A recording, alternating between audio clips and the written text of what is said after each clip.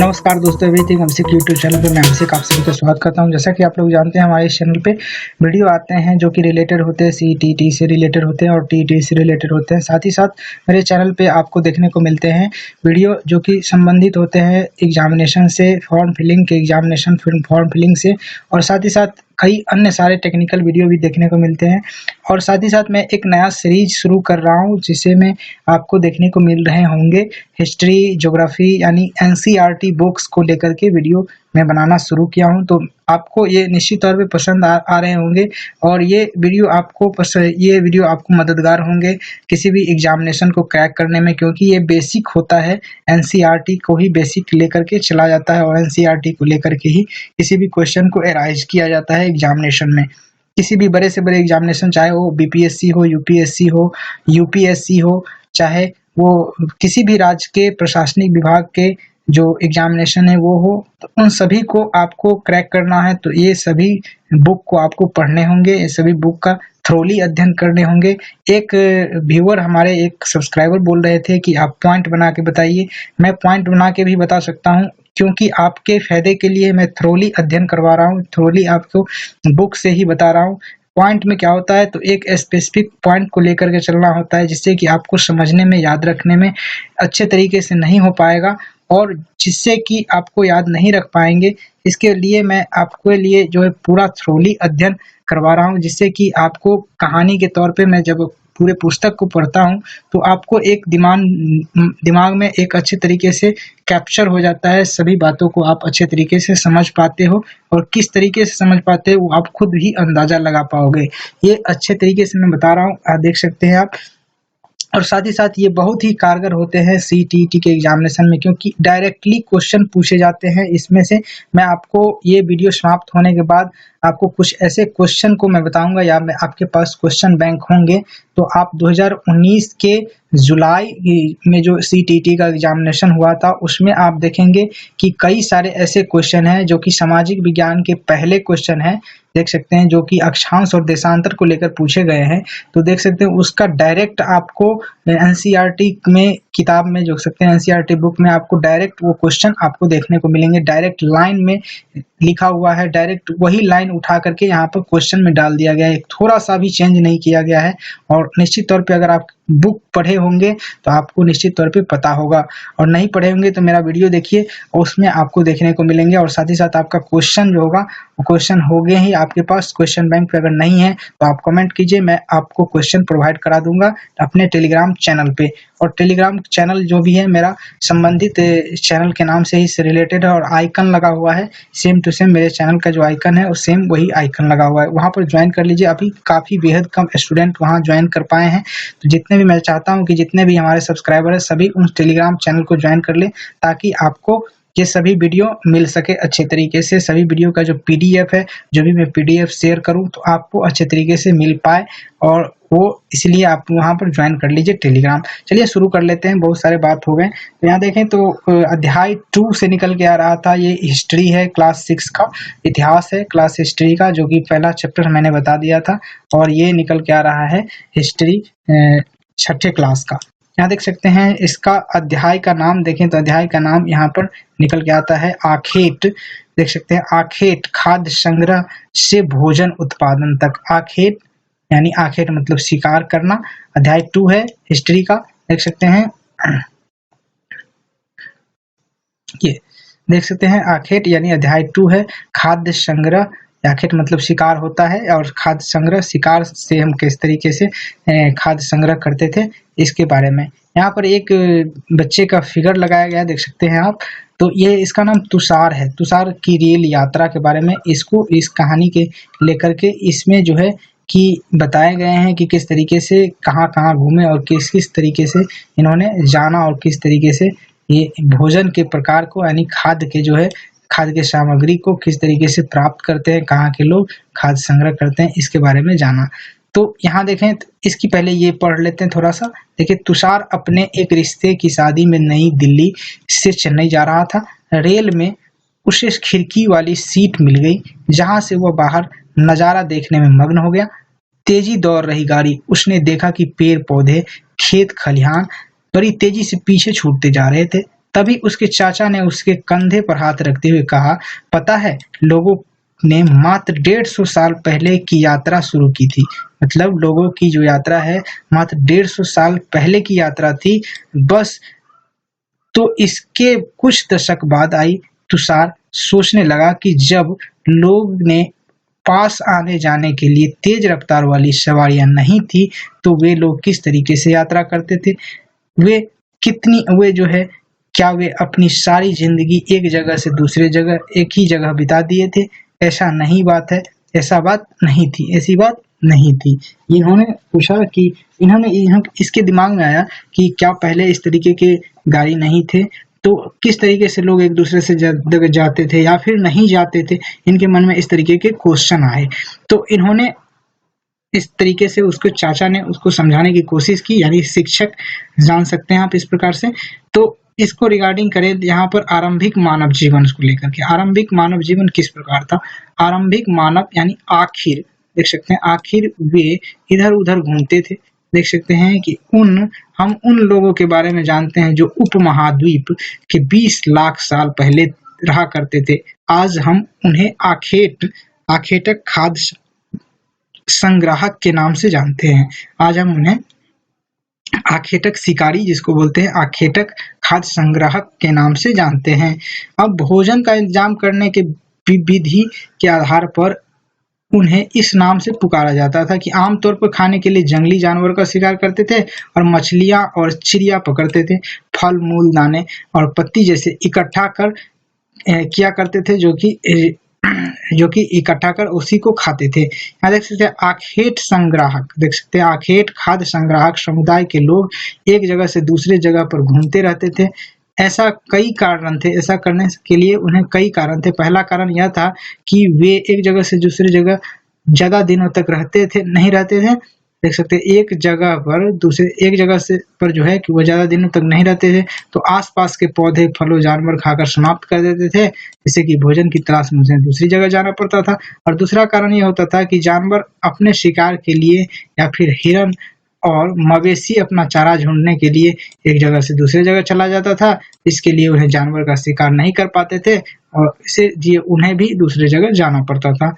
और तीसरा कारण था कि पेड़ पौधे में फूल फल अगले मौसम में नहीं मिलते थे, तो अगले मौसम तक उन्हें कैसे रहेंगे, भूखे रहेंगे, ऐसा हो नहीं सकता, तो उन्हें भी पलायन करना पड़ता था। और चौथा कारण देखें तो इसी कहानी के पेड़ पौधे जो थे जीवित रहना संभव नहीं होता था।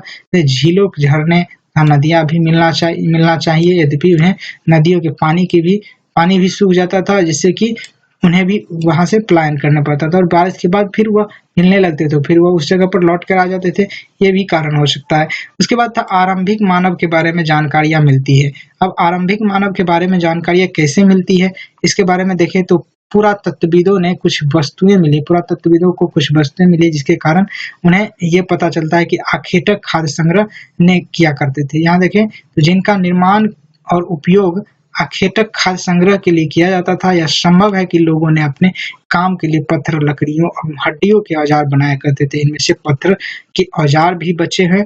अब देख सकते हैं, ये नीचे देख सकते हैं, इस तरीके के औजार थे जो कि पत्थर के बने होते थे, और इसी से पहले के जमाने में जो लोग थे वो आखेट करते थे और साथ ही साथ अपने जान की भी रक्षा करते थे। यहाँ देख सकते हैं, इसी को लेकर के ये कुछ औजार की जो कि पुरातत्वविदों ने दिए हैं, जो खोद के द्वारा और शोध करके। जैसे पत्थर के औजार के उपयोग जो देख सकते हैं, बाएं जो खाने के लिए जड़ों को खोदने के लिए किया जाता था, और दाएं जो है जानवरों के खाल या वस्त्र को सिलने के लिए किया जाता था। ये देख सकते हैं इस तरीके के औजार का जो सिलने के लिए और ये खोदने के लिए काम में लाए जाते थे।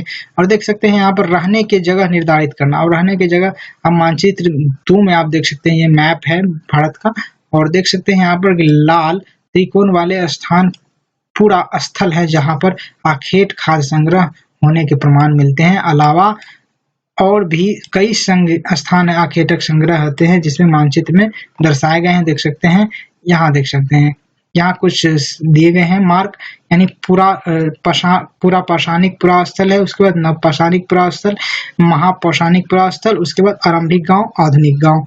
तो यहाँ देख सकते हैं कुछ जगह के नाम, और ये फिगर में आपको दिख रहे होंगे, देख सकते हैं बुर्जमो है।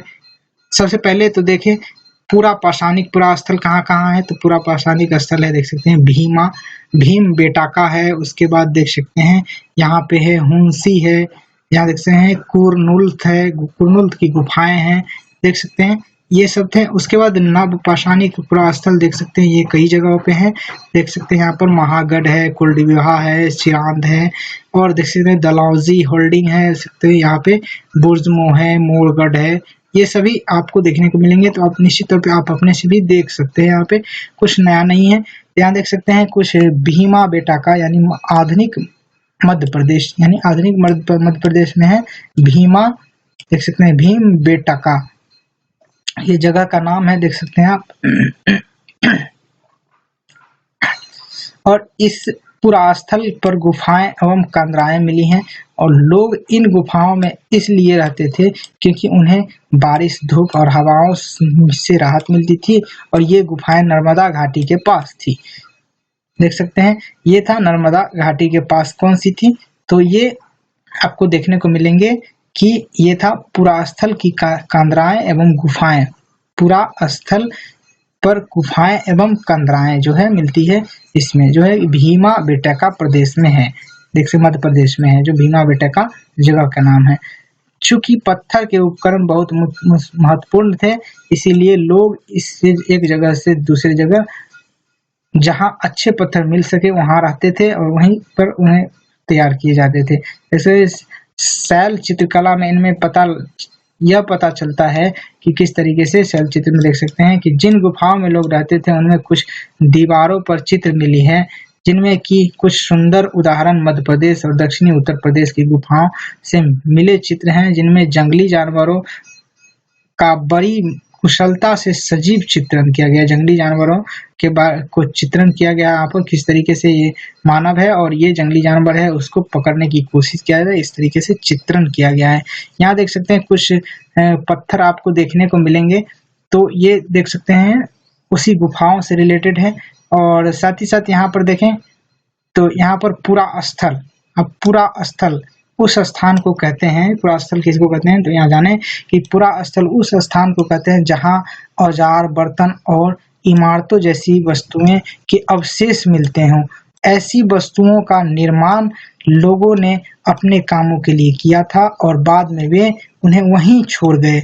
ये जमीन के ऊपर, अंदर, कभी कभी समुद्र और नदी के तल में भी पाए जाते हैं। इन पुरा स्थलों के बारे में आपको अगले अध्याय में बताया जाए। अब अगले अध्याय में पढ़ेंगे, इन पुरा स्थल के बारे में विस्तृत से जानेंगे, और साथ ही साथ देखें यहाँ पे कि आगे की खोज किस तरीके से है। तो आगे की खोज है देख सकते हैं कुरनूल गुफा, यह कुरनूल गुफा पृष्ठ 2 में यानी मानचित्र 2 में ढूंढने को कहा गया है, तो आप ढूंढ सकते हैं कुरनूल गुफा कहाँ पर है।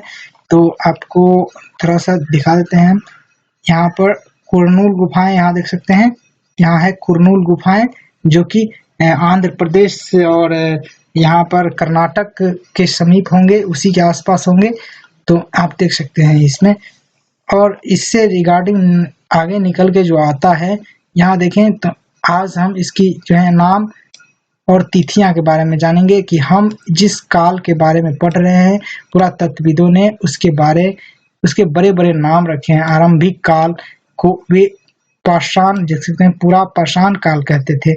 यह 2 शब्द पूरा देख सकते हैं, पूरा यानी प्राचीन और पाषाण यानी पत्थर से बना है। यह नाम पुरा स्थलों से प्राप्त पत्थर के औजार के महत्व को बताता है। देख सकते हैं पूरा पाषाण काल 20 लाख साल पहले, देख सकते हैं 20 लाख साल पहले 12,000 साल पहले के दौरान माना जाता है। देख सकते हैं 20 लाख पहले से 12,000 साल पहले के दौरान माना जाता है। इस काल को भी 3 भागों में विभाजित किया गया है। अब इस काल को भी 3 भाग में विभाजित किया गया है। पूरा पाषाण काल को भी 3 भाग में विभाजित किया गया, जिसमें कि आरंभिक, मध्य और उत्तर।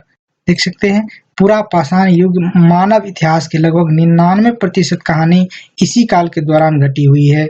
जिस काल में हम पर्यावरण, जिस काल में हमें पर्यावरणीय बदलाव मिलते हैं उसे देख सकते हैं, उसे क्या कहते हैं, मेसोथिलिस। देख सकते हैं मेसोलिथ, इसको कहते हैं जो है मेसोलिथ, उसे कहते हैं जो कि पर्यावरण के बारे में बदलाव जो मिलते हैं उसे कहते हैं मेसोलिथ, यानी मध्य पाषाण युग कहते हैं। यानी क्या कहते हैं, मध्य पाषाण युग। मध्य पाषाण युग को मेसोलिथ भी कहते हैं, जिसमें कि पर्यावरणीय बदलाव मिले हैं बहुत ही अधिक तरीके से। यहाँ देखते हैं इसका समय लगभग 1200 साल पहले से लेकर 10,000 साल पहले तक माना जाता है। इस काल में देखें तो इस काल के पाषाण औजार आमतौर पर बहुत छोटे होते थे। इस काल के जो है पाषाण औजार जो थे आमतौर पर बहुत छोटे होते थे। और देखें यहाँ पर इन्हें देख सकते हैं माइक्रोथील लिथ कहा जाता है, माइक्रोलिथ कहा जाता है। इन्हें क्या कहा जाता है, माइक्रोलिथ, यानी लघु पाषाण कहा जाता था, लघु पाषाण। प्राय इन औजारों में हड्डियां, देख सकते हैं औजारों में हड्डियां तथा लकड़ियां के मुट्ठे लगे हाशिए और आरी जैसे औजार मिलते थे। साथ ही साथ पाषाण, देख सकते हैं पूरा पाषाण युग वाले औजार भी इसी दौरान बनाए जाते थे। अगले युग की शुरुआत जो है कि 10,000 साल पहले से होती है। इसे नवपाषाण युग कहा जाता है। अब नवपाषाण युग का क्या मतलब होगा, तो देख सकते हैं नवपाषाण युग का क्या मतलब होगा। हमने कुछ स्थानों के नाम दिए हैं, अगले अध्याय में हमने इस बारे में बताए थे, जिसमें कि अक्सर पुराने स्थानों के लिए उन नामों का प्रयोग करते हैं जो कि आज प्रचलित है, क्योंकि हमें ज्ञात नहीं कि उस काल में इनकी नाम क्या रहे होंगे। अब पिछले काल के बारे में हमें ज्ञात नहीं कि उस समय उस काल को क्या कहा जाता था। इसके लिए हम अभी इस नाम से जानते हैं कि हम इस नाम से पहचान सके कि वो पिछले काल में उन्हें इस नाम से जाने जाते होंगे। हम अपने सुविधा के लिए ये चीज करते हैं। उसके बाद है बदलती जलवायु। अब बदलती जलवायु को देखें तो बदलती जलवायु में आप देखें तो लगभग 12,000 साल पहले दुनिया की जलवायु में बड़े बदलाव आए हैं। ये जो है गर्मी बढ़ने लगी है और इसके परिणाम स्वरूप कई क्षेत्रों में घास वाले मैदान बनने लगे हैं, जिससे कि हिरन, बरसिंघा, बकरी, भेड़, गाय जैसे उन जानवरों की संख्या भी बढ़ी है। जो निश्चित तौर पे जलवायु बदलेगी तो जानवर की संख्या बढ़ेगी, और जलवायु बदलेंगे तो कई तरीके से आदत लोगों की बढ़ेगी, खाने पीने का जो रहन सहन है वो भी बदलेगा। उसके बाद प्रजनन के समय में भी जानकारी देख सकते हैं, आदतों और प्रजनन के समय की जानकारी हासिल करने लगे। देख सकते हैं वे हो सकता है इसके आगे पीछे, तब तक इन जानवरों को पकड़कर अपनी जरूरतों के अनुसार पालने के सोचने लगे थे। और इसी कारण के दौरान आप देखें तो इस 12,000 साल पहले दुनिया की जलवायु भी बदल रही थी।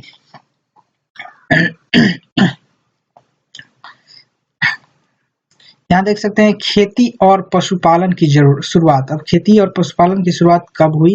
वीडियो थोड़ा सा लंबा होगा, कोई दिक्कत नहीं, देखते रहिए, लास्ट तक देखिएगा वीडियो। एक चैप्टर एक वीडियो में निश्चित तौर पे मैं कंप्लीट कराऊंगा, क्योंकि बहुत सारे चैप्टर हैं, बहुत सारे सब्जेक्ट हैं, तो इनको देखने भी होंगे। और इसी के दौरान देखें तो इसी के दौरान उपमहाद्वीप के विभिन्न इलाकों में जौ, गेहूं, देख सकते हैं जौ, गेहूं, धान जैसे अनाज प्रकृति उगाने लगे थे। शायद महिलाएं, पुरुष और बच्चे इस अनाज को भोजन के लिए बटोरना शुरू कर दिया होगा। अब देखिए खेती और पशुपालन के बारे में भी कहा गया है कि ये जो थे कि सबसे पहले इसी तरह के लोग अपने घरों में आसपास चारा रखकर जानवरों को आकर्षित कर उन्हें पालतू बनाया होगा। और पहले जंगली जानवर और पालतू बनाया होगा, उससे कि कुत्ता को जंगली पूर्वज कहा जाता था। और धीरे धीरे लोग भेड़, बकरी, गाय, सुअर जैसे जानवरों को अपने खेत में नजदीक में रखने लगे होंगे। और अक्सर लोग अन्य जंगली जानवर से आक्रमण के लिए सुरक्षा किया करते थे। इस तरह से धीरे धीरे पशुपालक भी होने लगे।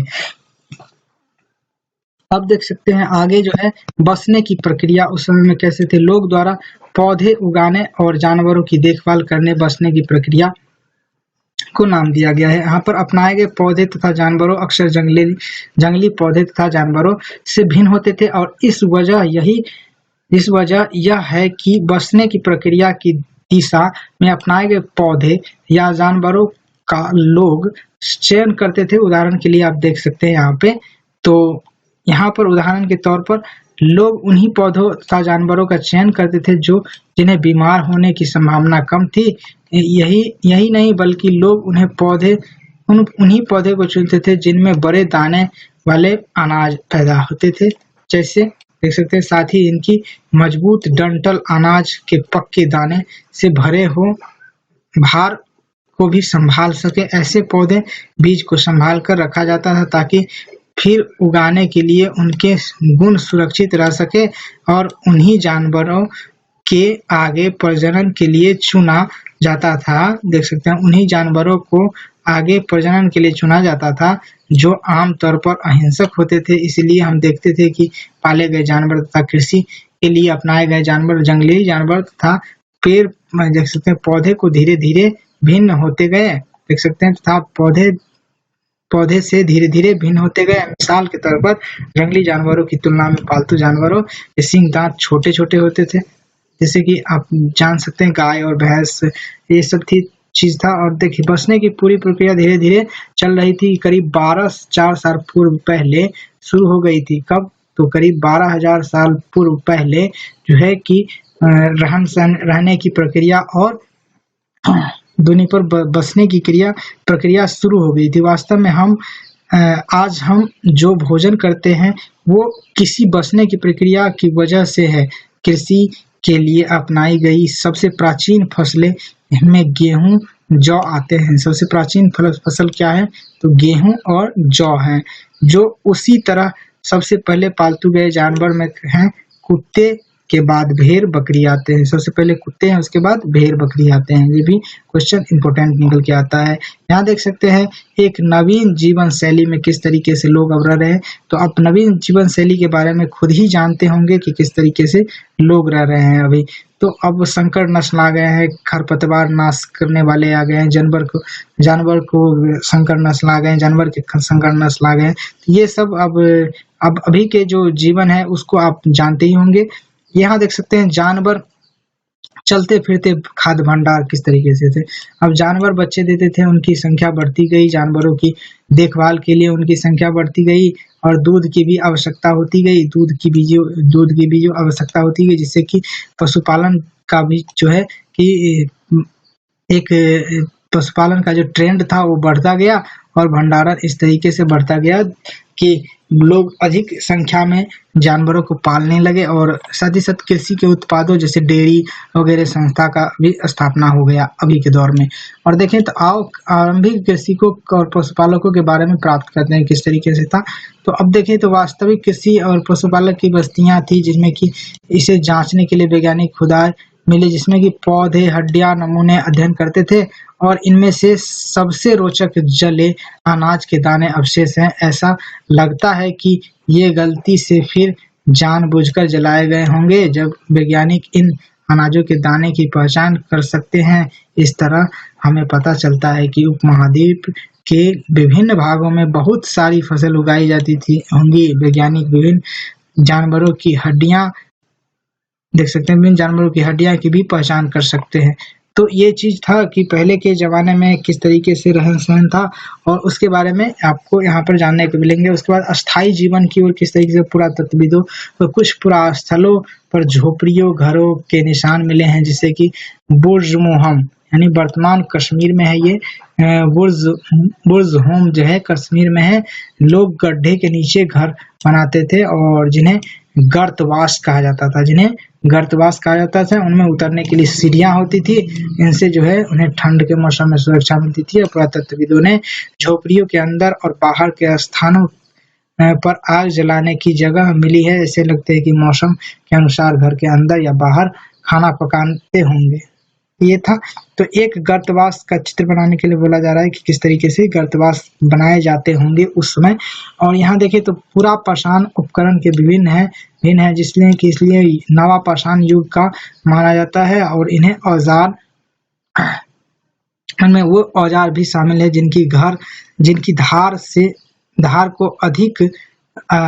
जिनकी धार और अधिक पैना करने के लिए उन्हें पॉलिश चढ़ाई जाती थी। और ओखली और मुसल प्रयोग जो है अनाज की वनस्पति एवं से प्राप्त अन्य चीजों के पीसने के लिए, देख सकते हैं, उन चीज़ों को पीसने के लिए भी उपयोग में लाया जाता था। ये था आपको किस तरीके के औजार सब की उपयोग किए जाते थे नवपाषाण युग के कुछ उपकरण को ये दर्शाए गए हैं, देख सकते हैं आप। और उसके बाद जो निकल के आया था कि नवपाषाण युग में कई पुरास्थलों से कई मिट्टी के बर्तन भी मिले। इस तरीके के मिट्टी के बर्तन थे पहले, देख सकते हैं। तो यहाँ पर देख सकते हैं इस तरीके के मिट्टी के बर्तन में धीरे धीरे लोग खाना पकाने, मिट्टी के बर्तन का प्रयोग करने, खाना बनाने के लिए चावल गेहूँ जैसी अनाज का महत्वपूर्ण हिस्सा बनाए गए थे। और ये सब चीज थे, और कपड़ा भी बुनने का काम किया गया था। और देख सकते हैं यहाँ पर सूक्ष्म निरीक्षण यानी मेहर, देख सकते हैं मेहरगढ़ की जीवन और मृत्यु। यहाँ देख सकते हैं मेहरगढ़ के बारे में बताया गया है। मेहरगढ़ ढूंढो चित्र संख्या 2 में, मानचित्र में। यहाँ यह जो है कि ईरान जाने वाले सबसे महत्वपूर्ण रास्ते बोलान दर्रे के पास है। एक हरा भरा समतल स्थान है जिसके मेहरगढ़ संभवतः स्थान है जहाँ पर स्त्री पुरुष ने इस इलाके में सबसे पहले गेहूं, जौ और भेड़ बकरी पालना सीखा था। यहीं पे सबसे पहले था, जो कि ईरान जाने वाली रास्ता जो है बोलान देख सकते हैं, बोलन दर्रे के पास है।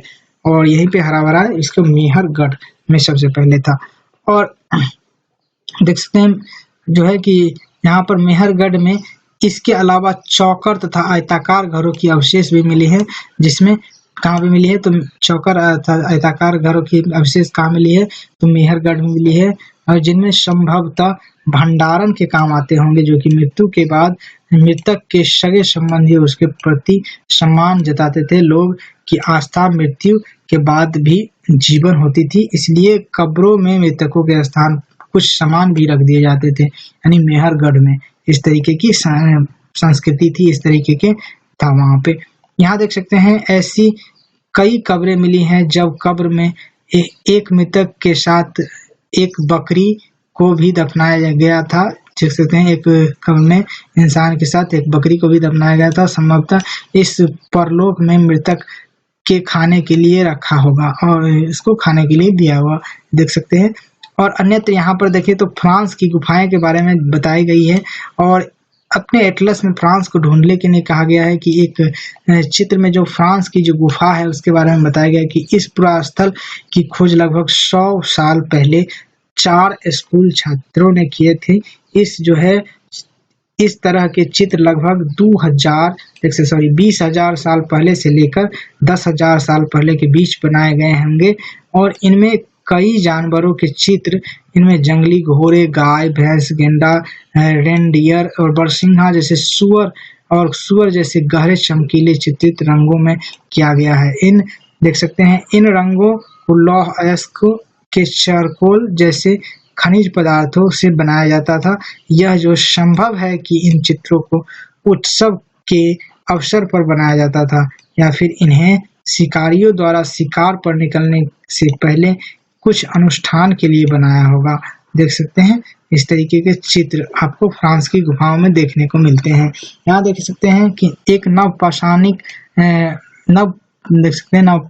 पुराण स्थल जो है कि एटलस में तुर्की ढूंढो, तुर्की कहाँ है उसको बारे में बताया गया यहाँ पे कि नवपाषाण युग में सबसे प्रसिद्ध पुरास्थल में एक चताल हायक तुर्की में है। तो देख सकते हैं हायक तुर्की में है। यहाँ दूर दराज स्थानों, देख सकते हैं दूर दराज स्थानों से कई चीजें लाई जाती थी, उसके उपयोग किया जाता था। जैसे सीरिया से लाया गया देख सकते हैं चकमक पत्थर और लाल सागर की कौड़ियां था भूमध्य सागर की सीपियां। ध्यान रहे कि उस समय तक पहिए वाले वाहन का विकास नहीं हुआ था। नवपाषाणिक पुरास्थल में भी, नवपाषाणिक युग में भी यहाँ पर पहिए वाले वाहन का विकास नहीं हुआ था। लोग सामान खुद या जानवरों के पीठ पर लादकर ले जाया करते थे। यहाँ पर देखिए उपयोगी शब्द हैं कुछ, तो कुछ शब्द देख सकते हैं। आखेटक खाद्य संग्रह, मतलब शिकार के थ्रू जो खाद्य का हम संग्रह करते हैं वो। और उसके बाद पुरास्थल के बारे में हम जाने, उद्योग स्थल, आवासीय स्थल जहाँ पर हम लोग रहते हैं। पूरा पाषाण युग देख सकते हैं, मध्य पाषाण युग, लघु पाषाण युग, कृषक और पशुपालक और नव पाषाण युग और कब्र। ये सब था, इनमें से निकल के आ रहा था। उसके बाद कुछ क्वेश्चन है और क्वेश्चन को हम देखेंगे अगले वीडियो में। और इसमें देखें तो कुछ तिथियां के बारे में जान लेते हैं और क्वेश्चन आप लोग खुद से भी देख सकते हैं, मैंने अब बता दिए हैं सारे कुछ, और क्वेश्चन आप खुद से देखने की कोशिश करें। यहाँ पर कुछ डेट है जो कि मध्य पाषाण युग के बारे में दर्शाया गया। मध्य पाषाण युग 12,000 से लेकर के 10,000 साल पहले तक था मध्य पाषाण युग। और बसने की प्रारंभिक युग से बसने की प्रक्रिया का आरंभ कब हुआ था? तो 12,000 साल पहले, 12,000 साल पहले बसने की प्रक्रिया का आरंभ हुआ था। और नव पाषाण युग का आरंभ कब हुआ था? देख सकते हैं 10,000 साल पहले नव पाषाण युग का आरंभ 10,000 साल पहले हुआ था। और मेहरगढ़ देख सकते हैं, मेहरगढ़ की बस्ती का आरंभ, मेहरगढ़ की बस्ती का आरंभ जो है 8,000 साल पहले हुआ था। ये इंपॉर्टेंट तिथियां थी जो कि निकल के आ रहा था चैप्टर 2 अध्याय 2 से और क्लास 6 के हिस्ट्री से। इस वीडियो में इतना ही, तब तक के लिए जय हिंद, वंदे मातरम। वीडियो अच्छा लगे तो लाइक शेयर सब्सक्राइब करते जाइएगा। Thank you for watching this video.